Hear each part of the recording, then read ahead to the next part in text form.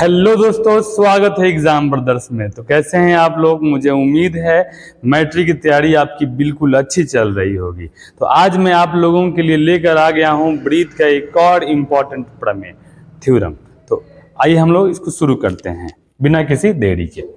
देखिए, ये प्रमेय कहता क्या है? ये प्रमेय कहता है कि ब्रीथ के किसी बाहरी बिंदु से, बाह्य बिंदु से ब्रीथ पर खींची गई स्पर्श रेखाओं की लंबाइयां समान होती है।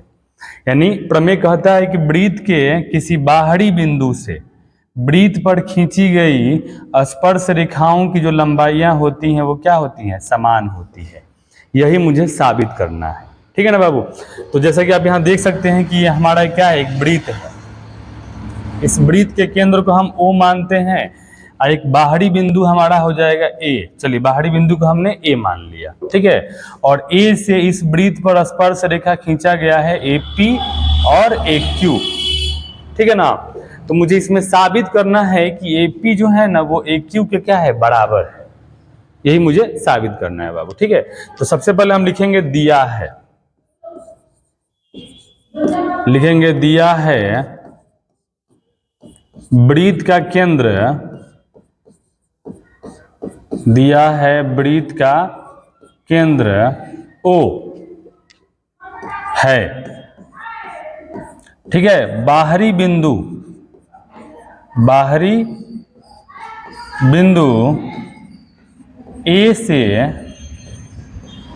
बाहरी बिंदु A से AP और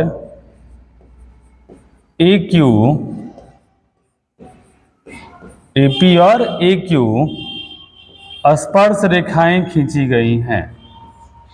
स्पर्श रेखाएं खींची गई हैं, ठीक है, खींची गई है। ये मुझे क्या किया है? ये क्वेश्चन में दे दिया है बाबू। यानी थ्योरम में ही बोल रहा है कि ठीक है कि ब्रीथ के किसी बाहरी बिंदु से ब्रीथ पर खींची गई स्पर्श रेखाओं की लंबाइयां क्या होती हैं? समान होती है। तो मैंने ब्रीथ के केंद्र को O मान लिया, ठीक है, बाहरी बिंदु को A मान लिया, इस पर स्पर्श रेखा AP और AQ खींची गई है। अब सिद्ध क्या करना है? तो मुझे सिद्ध करना है, इसमें सिद्ध करना है। देखिए, थ्योरम में आप देख रहे हैं बाबू कि सिद्ध करना है कि स्पर्श रेखाओं की लंबाइयां क्या होती हैं? समान होती हैं। तो स्पर्श रेखा कौन कौन सा है? आपका है एगो स्पर्श रेखा AP और दूसरा स्पर्श रेखा है बाबू AQ। तो AP बराबर AQ, AP बराबर AQ, ये मुझे क्या करना है? साबित करना है। तो साबित करने के लिए अब इसमें कुछ रचना भी करना पड़ेगा। तो रचना में क्या करना है बाबू? रचना में आपको क्या करना है ना कि OP मिला दीजिए। लिखेंगे OP, OQ तथा OA, OA को मिलाया, OA को मिलाया। आइए मिलाते हैं, ठीक है ना। देखिए क्या करना है,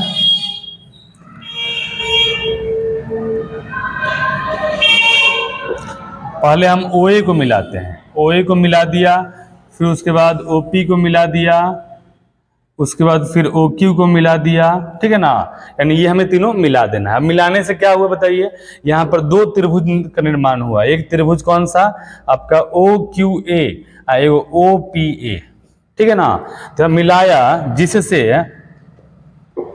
लिखेंगे जिससे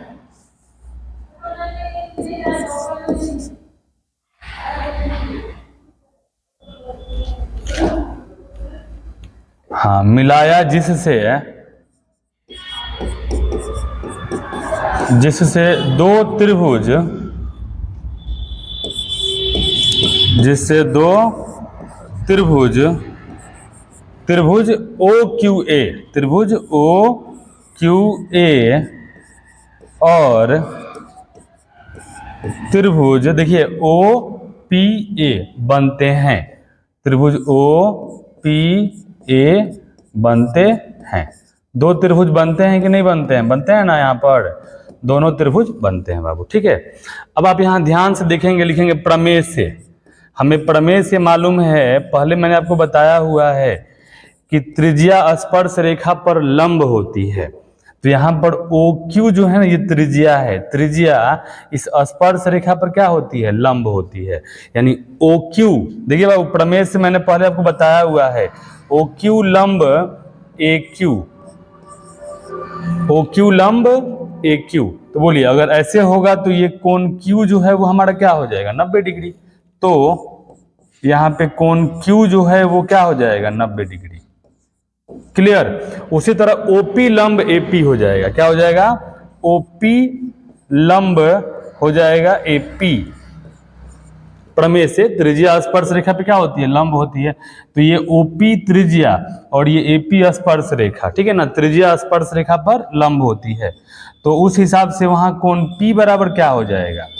कोण P बराबर हो जाएगा आपका 90 डिग्री। क्लियर? क्लियर है ना बाबू?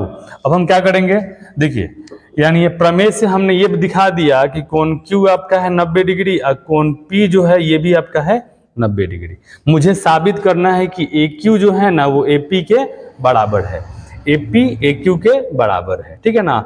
तब हम क्या करेंगे, अब हम लोग दोनों समकोण त्रिभुज में बात करेंगे, ठीक है ना। कौन कौन लिखेंगे? त्रिभुज OQA और त्रिभुज OPA में आप अगर ध्यान से देखेंगे बाबू तो आपको दिखाई देगा। देखिए दोनों त्रिभुज में आपका ये OQ और OP दोनों त्रिज्या है ना जी, यानी दोनों त्रिभुज में दोनों क्या है? त्रिज्या है। एक हो जाएगा आपका OQ बराबर OP, ये क्या है जी? ये आपकी वृत्त की त्रिज्या है और वृत्त की त्रिज्या हमेशा समान होती है बाबू। क्या होती है? वृत्त की त्रिज्या हमेशा समान होती है। आप अगर फिगर में ध्यान से देखेंगे तो आपको दिखाई देगा कि दोनों त्रिभुज में ये जो OA जो है ना ये दोनों में उभयनिष्ठ है, यानी त्रिभुज OQA में भी है और OPA में भी है, दोनों में ये क्या है? उभयनिष्ठ है। तो उभयनिष्ठ है तो क्या बोलेंगे बताइए? यहाँ बोलेंगे OA बराबर OA, यानी दोनों त्रिभुज में है तो लिखेंगे उभयनिष्ठ। क्या लिखेंगे? उभयनिष्ठ। क्लियर है ना जी? अब यहां ध्यान दीजिए फिगर में, इस त्रिभुज में कोण Q 90 डिग्री और इसमें कोण P 90 डिग्री।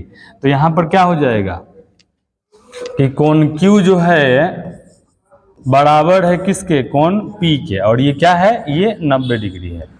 तो आपको मैंने पहले बताया हुआ है, ठीक है ना, या फिर आप जानते होंगे कि जब दो त्रिभुजों के, ठीक है ना, दो संगत भुजाएं और एक कोण बराबर हों तो वो दोनों त्रिभुज क्या होते हैं? सर्वांग सम होते हैं। तो यहाँ लिखेंगे बाबू हम लोग, इसलिए त्रिभुज OQA सर्वांग सम होगा किसके? त्रिभुज OPA के, OPA के।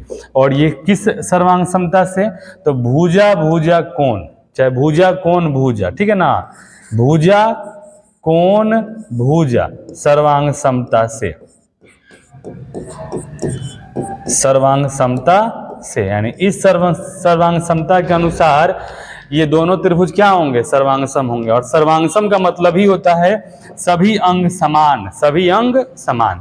यानी ये वाला मान लीजिए भुजा जो है इसके बराबर है और ये भुजा इसके बराबर है, ये वाला कोण इस वाले कोण के बराबर है, तो जाहिर सी बात है कि ये वाला भुजा इसके बराबर होगा।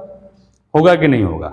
तो हम आसानी से बोल सकते हैं बाबू कि यहाँ पर क्या हो जाएगा कि AP बराबर क्या हो जाएगा? AQ, AP बराबर AQ। और यही मुझे क्या करना था बाबू? साबित करना था, क्योंकि थ्योरम में भी यही कह रहा है, ठीक है ना, कि वृत्त के किसी बाहरी बिंदु से वृत्त पर खींची गई स्पर्श रेखाओं की लंबाइयां क्या होती हैं? समान होती है। तो आप यहाँ देख सकते हैं हमने क्या किया है? इसको साबित कर दिया है। अगर मान लो ये दूरी, अगर ये लंबाई अगर 10 cm है तो ये वाली लंबाई भी कितनी होगी? 10 cm होगी। दोनों ही स्पर्श रेखाओं की लंबाइयां हमेशा क्या होती है? समान होती है। तो ये थ्योरम भी आपके एग्जाम के पॉइंट ऑफ व्यू से बहुत इंपॉर्टेंट है बाबू।